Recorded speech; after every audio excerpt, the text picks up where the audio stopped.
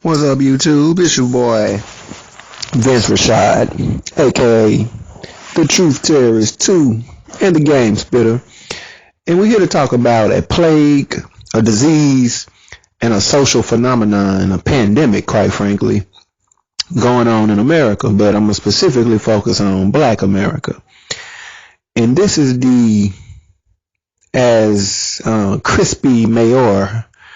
You know, I don't too much support Crispy, but there is one thing that Crispy Mayor said. He said that black women are all about DNA. That's an abbreviation for dick and attention.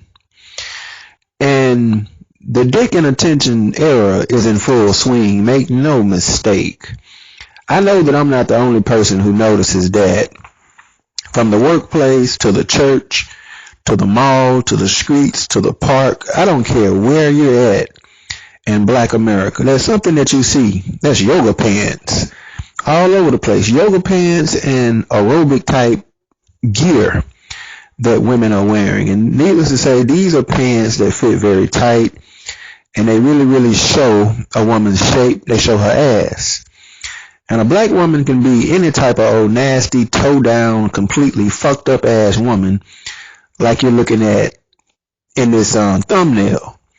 And she can cake on some makeup and find her, somebody that can sew in a hell of a weave track. And hey, she can lift herself from a 2 to at least a 5 or 6, maybe a 7 in some men's eyes, a weak 7. But the dick and attention, but specifically the attention era, is in full swing. And see, I know that you, as a man, you basically know that women live for attention. Their survival is literally based upon how much attention that they get. But I'm going to take it to a deeper level and really explain to you why women hinge so much and worship attention. Attention is something intricately connected to single mother culture. And there's empowerment in single motherism and socially keeping men, for the most part, single and by themselves.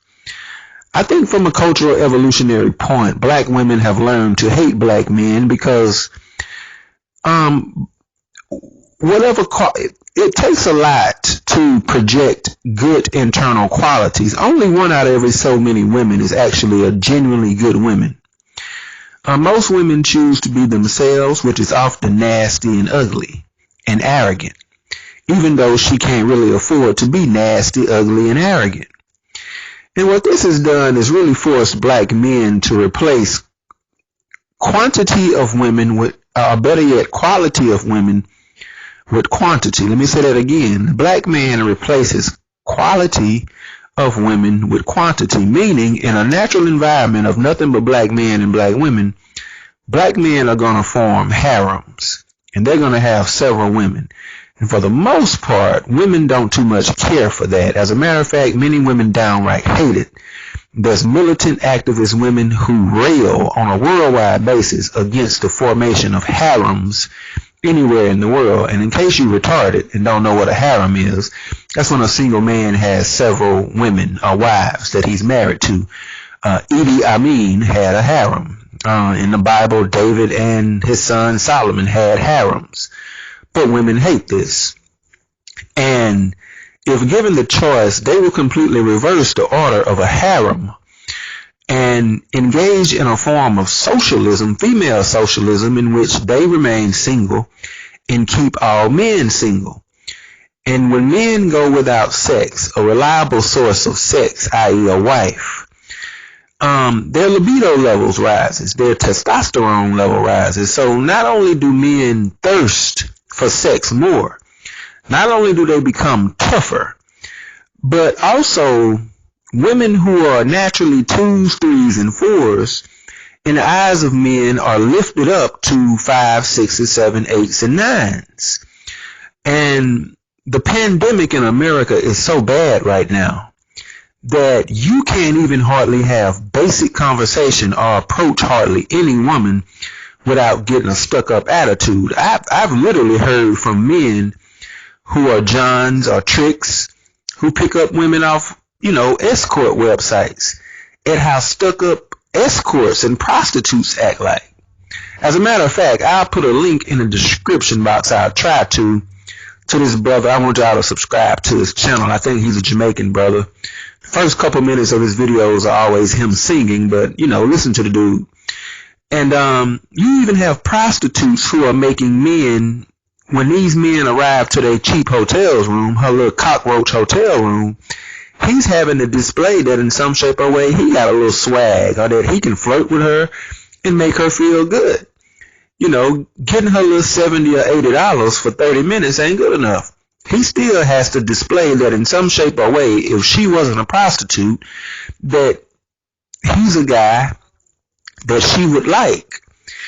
And, on that I digress momentarily. And let's get back to attention. I don't care where you're at. Women feed off of attention. They feed off of it. It feeds into their ego. A woman naturally feels small and weak. She almost feels like a leaf flopping in the wind. And it gives her a more solid sense of standing personally whenever she gets a lot of attention from men. It feeds into her ego, and it feeds into the overall hidden goddess spirit that exists. The more thumb up she gets on Instagram, Facebook, or wherever she's posting up her pictures, and the more attention she gets when just walking down the street, going to church, or whatever, it feeds into her ego. It makes her something. It makes her somebody. The worst thing to a woman is to live her entire life and never get any attention. And black men are the worst because black women have culturally conditioned black men. Black women do very little to nothing whatsoever to teach their sons how to be strong, to teach them how to be empowered, to give them direction and guidance. The only thing that a black boy is reduced down to is survivalism and sexual carnalism.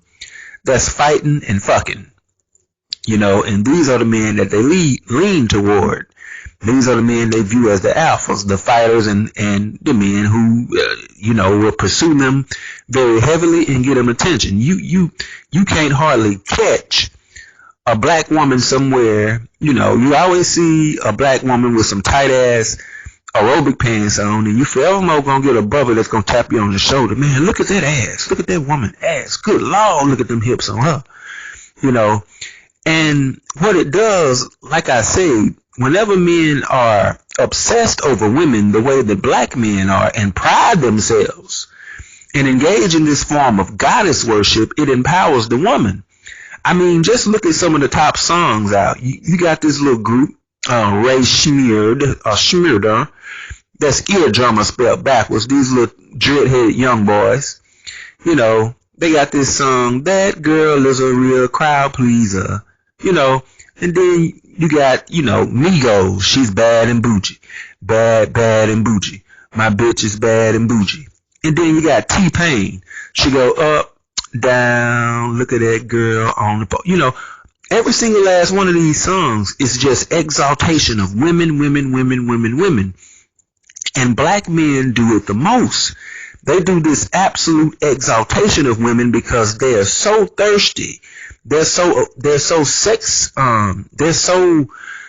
with the culture that we live in, sex is so held away from black men on average that the typical black man is thirsty as hell, and he'll take any woman. You can have any completely beat down woman, like the woman you're looking at now, who ain't got on nothing but a damn costume, and she will go around acting like a stuck-up wench. And it's at an epidemic right now. It's an absolute pandemic in the black community.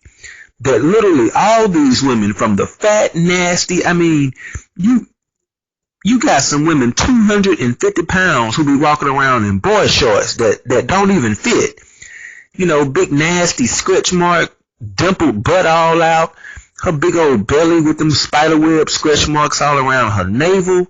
This skank got 2 or 3 children, and she still's getting attention. She got thirsty ass niggas on Tinder and plenty of fish begging for her. And, it's just a plague. It's an epidemic, and it has to end. I'm going to do a part 2 to this video later on this week, but that ends part 1. Check out part 2 later this week.